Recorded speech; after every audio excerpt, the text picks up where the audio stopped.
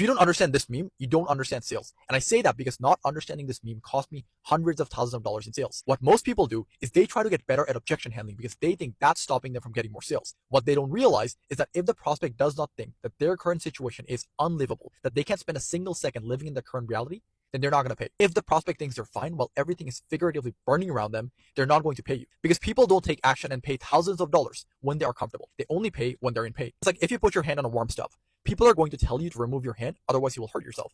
But you're not going to do that because it's only warm, you're still comfortable, there's not enough pain. But if someone turns up the heat and now it's burning hot, you're going to immediately take action and remove your hand because the pain is too much. So instead of spending all your time focusing on objection handling, which obviously is important, the very first thing we need to do is create a lot more pain during discovery. So in order to create burning pain points, instead of asking generic questions like, what's your biggest challenge? Or what keeps you up at night? Or how does that make you feel, like most salespeople do, and expecting the prospect to give you some ammo, what I do is I use something called second order consequence thinking. Second order consequence thinking is a way of thinking that most billionaires and successful people use, which basically is, instead of thinking about what happens next after you make a decision, you think about what happens after that and after that. So what I do on a sales call is I tell the prospects, Mr. Prospect, one way of thinking that most successful people and billionaires use is called second order consequence thinking. You told me you're struggling with sales. So if we think about this problem using second order consequence thinking, what happens if you don't fix this problem? They're probably going to tell me something like, oh, we're not going to be making money. Then I can follow up with that by saying, okay, makes sense. Just out of curiosity, what happens if you guys stop making money? They're probably going to tell me that they're going to go out of business. And then I can follow up by saying, okay, if you guys go out of business, what happens? They're probably going to tell me that they're going to get a 9 to 5. And I can say something like, okay,